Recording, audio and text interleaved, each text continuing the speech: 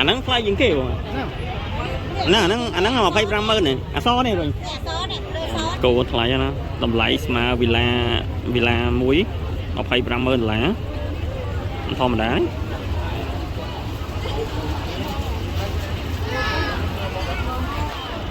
bây giờ do lối mà phay ram mơn mà thưa villa ban muối làm lại cô mình thom đá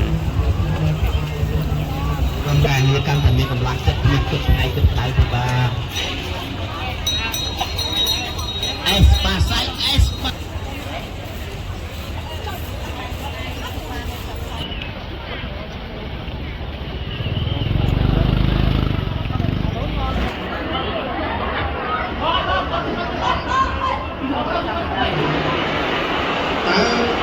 มาถึงที่รูปทำเรื่องcái này ní lúc hạ của con ai của phép mà để đi sang vậy cái mặt má nó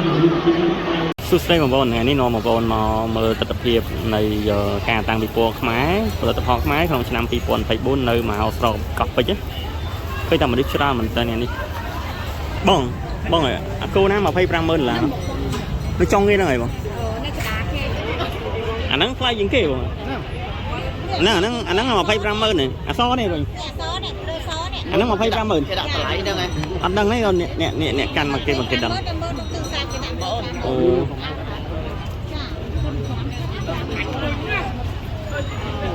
cô muối trong châu mà tàu anh chiên mà tàu đấy mình tự còn lại cái tăng cái cô là tập họ mà ta đi cô trong Campuchia cô đi lái mà còn nằm lại chặt đi rồi mơ nằm là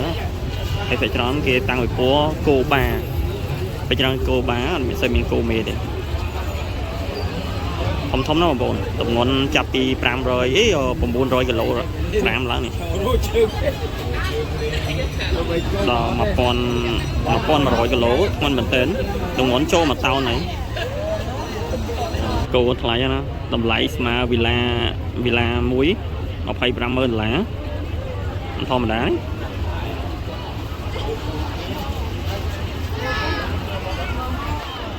bây giờ do lối mà phay ram mơn mà thưa villa ban muối làm lại cô mình thom đá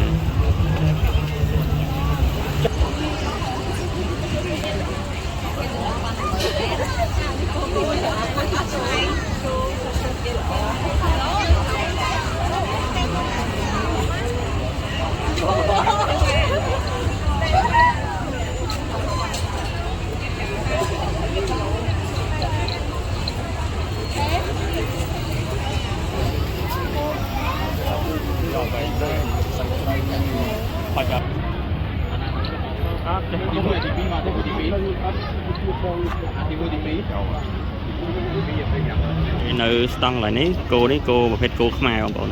cô cả đầu là đấy phết cô phải driver nhấy đằng này thì tôi nhỉ mà bị Japan này mà cho cái đam in cô cả đầu là đây bọn này cô cả đầu là anh đi vào cái gì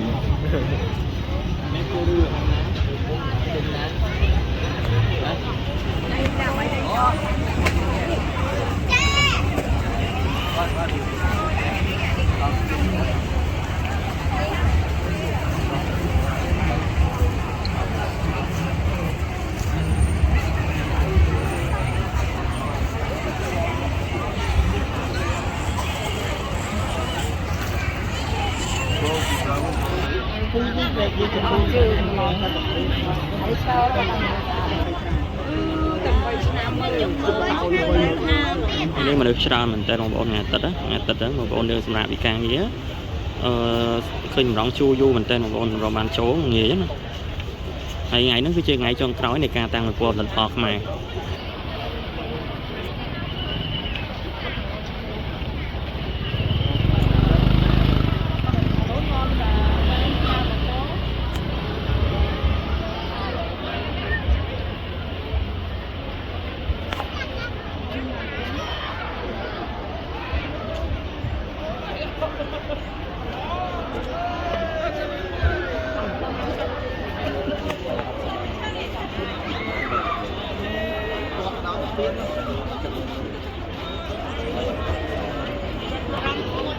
nước chăn mình tên là bọn thầy đi bị trộn tiệc này nó rồi trộn bàn thì mình đi chọn rồi thì bọn ôn với mình đến chăn mình tên ច្រើនរាប់ពាន់រាប់ម៉ឺនអ្នកហ្មងឡើងស្ទះណែនហ្មងតោះពេញហ្នឹងឃើញគេលក់នំលក់អីបងប្អូនយកលក់នំទឹកអំពៅអីភេសជ្ជៈអីផ្សេងច្រើននៅតាមដងផ្លូវអត់ខ្វះអីហូបទេហើយយើងអាចល្ងាចម៉ោង5កន្លះទៅម៉ោង6ហើយជាមានមនុស្សច្រើនយ៉ាងហ្នឹងទេពួកស្មាននេះមនុស្សគេចាប់ដើមបុកម្លេងមកមេចាប់ដើមទៅជាអញ្ចឹងណា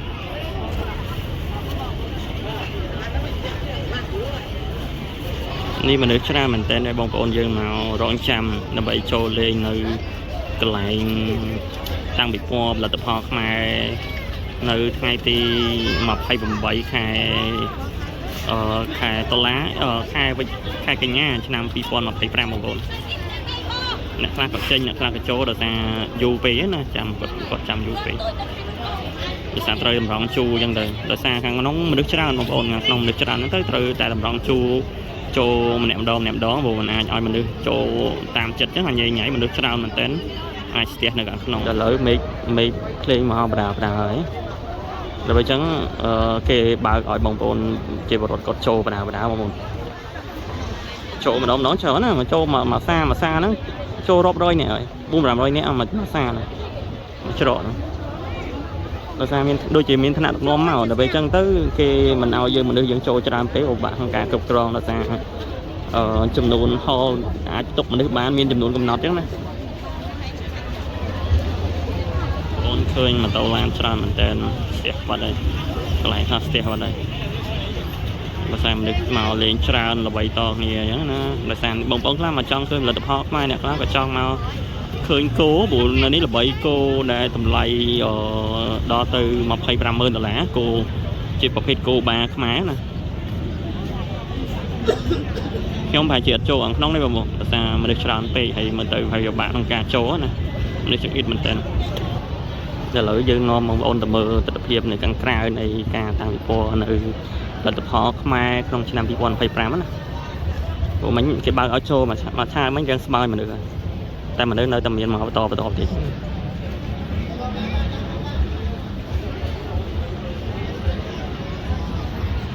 តែខ្ញុំចង់មកបងប្អូនទៅមើលទស្សនវិជ្ជាខាងក្នុងដែរប៉ុន្តែមនុស្សច្រើនមែនទែន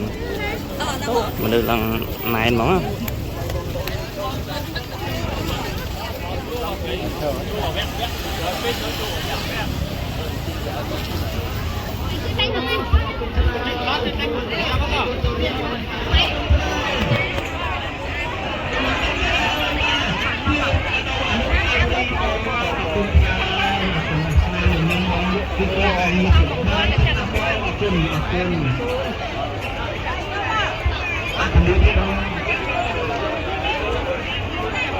គុំបងស្រីក៏ខ្ញុំសូមជម្រាបត្រឡប់ទៅវិញប្រកបដោយសុខភាពណាមងងដង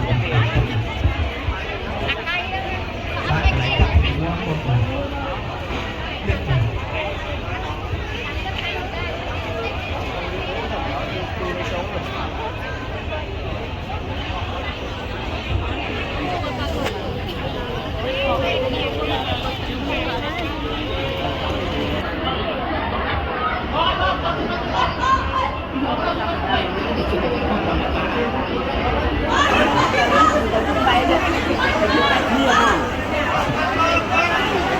ôi vậy là đi đâu rồi rồi bán cho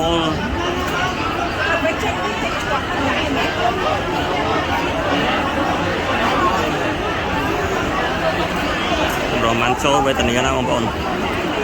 cái chỗ đấy mà nếu lần này món này mà nếu mà chơi kia đọt hai ông chồng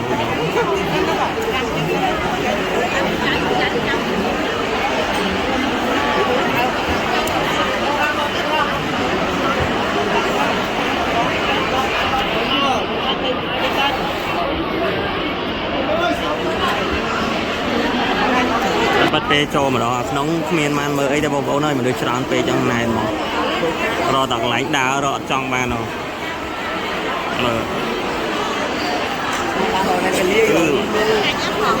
cái tầm nước sốt món mà nước trao là tên này mà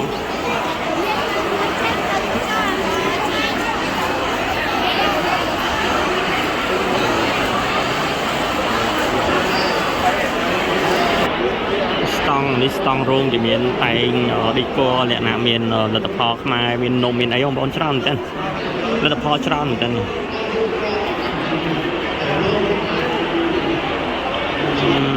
តាំងស្តង់មួយគេតាំងពីពណ៌លក្ខណៈលទ្ធផលរបស់គេរបស់ក្រុមហ៊ុនខ្មែរនីមួយៗតែភាគច្រើនគឺលទ្ធផលផលិតក្នុងស្រុកបងប្អូនអត់មានលទ្ធផលនាំចូលទេបានជារៀនរួមអនុញ្ញាតការធ្វើកិច្ចការតង់ក្រុមហ៊ុនមីជាតិបងប្អូនក្រុមហ៊ុនមីជាតិទៅទឹកវីតាល់អីlàជាលទ្ធផលរបស់ខ្មែរប្រហែលជានេះពិបាកក្នុងការស្ដាប់បងប្អូនដោយសារសំឡេងមនុស្សច្រើនហើយសំឡេងអូខូសនាស័ព្ទបំពងអញ្ចឹងណាយើងក៏ពិបាកស្ដាប់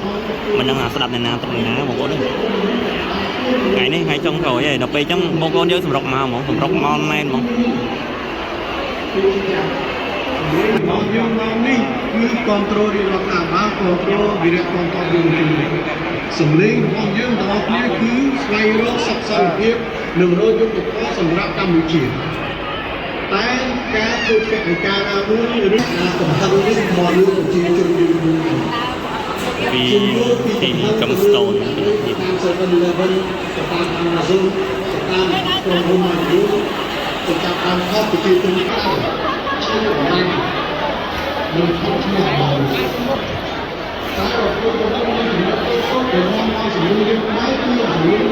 នេះតរៀនខ្មែរបងប្អូនហើយកន្លែងនេះកន្លែងលោកដបងខេត្តបៃលិន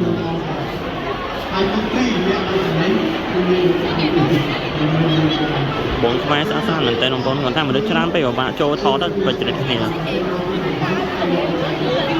កន្លែងនេះលោកអាវបងប្អូនអាវប្រភេទខ្មែរដែល design ប្រភេទកណាត់ខ្មែរណាគឺមានម៉ូដអង្គម៉ូដប្រាសាទអីផ្សេងដែលទាក់ទងនឹងវប្បធម៌ទាក់ទងនឹងអរិយធម៌របស់ខ្មែរហើយទូថ្លៃបងប្អូនតម្លៃចាប់ពី$5ឡើង